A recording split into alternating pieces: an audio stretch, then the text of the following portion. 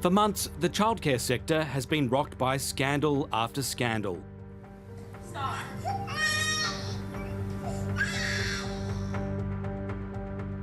We've seen allegations of horrific sexual abuse, but also of mistreatment, of neglect.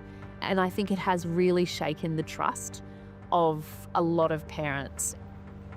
This week, the CEOs of some of the major providers were questioned at a New South Wales inquiry. These allegations are deeply distressing, and we are truly sorry for the pain this has caused.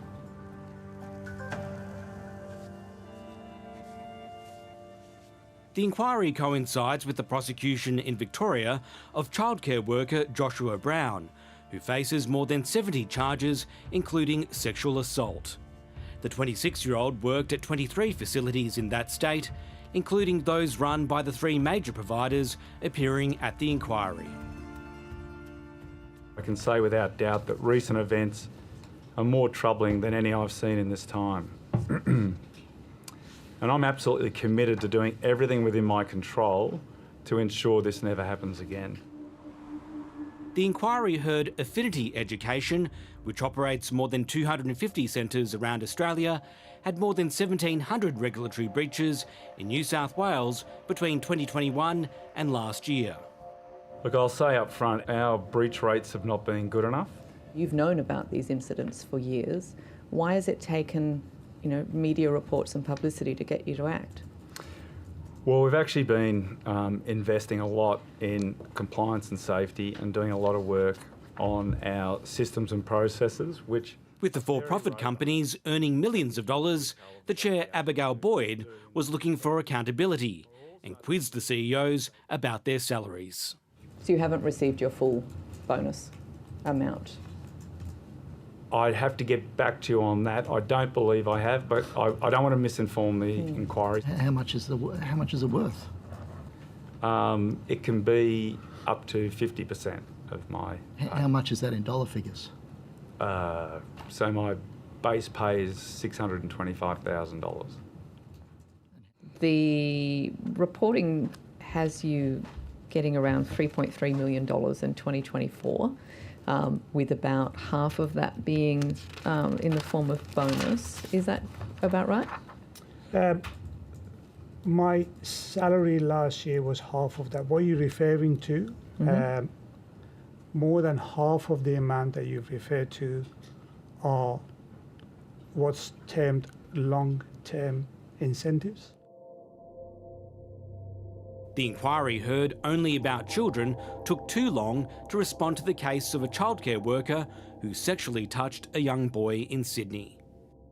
It took Oak 8 days after the formal reportable conduct notification to stand down Mr. Tong and notify the police. It was unacceptable timeframes. Absolutely. Clearly unacceptable. Clearly unacceptable. Ms. Learmonth, what do you have to say to the families at your childcare centre?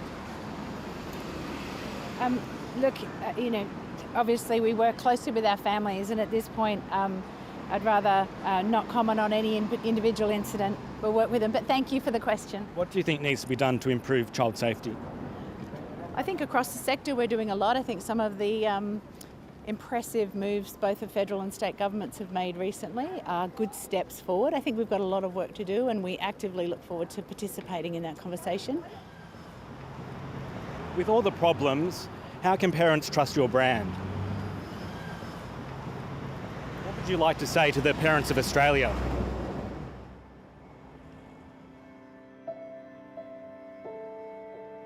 In separate evidence last month, unrelated to the centres that appeared this week, the inquiry heard from the New South Wales Police Child Abuse Squad. Detective Superintendent Linda Howlett said that in some cases, parents have been talked out of reporting incidents to police. My advice to parents and my advice to anyone would be do not approach the director of the centre. Right. I would be report, because at the end of the day, I'm sorry, I'm probably a little cynical, but the director, first of all, doesn't want to lose the business. They don't want a bad reputation. they're in panic mode because parents are then thinking that their children have been abused.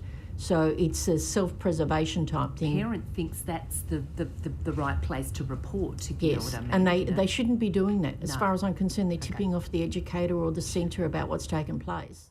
I've met with families who have had children mistreated in early learning settings, and what has been the most difficult part for them is coming to learn that there were red flags raised about perpetrators, that services had been told about particular people and they hadn't taken action. The inquiry's been frustrating to watch for parents advocate Georgie Dent.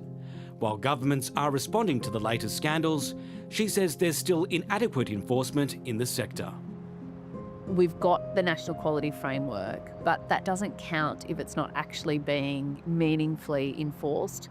At the Parenthood, we have been campaigning for a national independent early childhood commission to oversee quality and regulation, because we do have a really inconsistent picture nationally. And it's really clear that while there is a division between the states and the Commonwealth Government between who is exactly responsible for what, that has created loopholes. We need leadership, really, in a sense, to say this is the expectation, this is how it's going to be met, because at the moment we haven't got that. And in that vacuum is where we have seen these sorts of scandals unfold.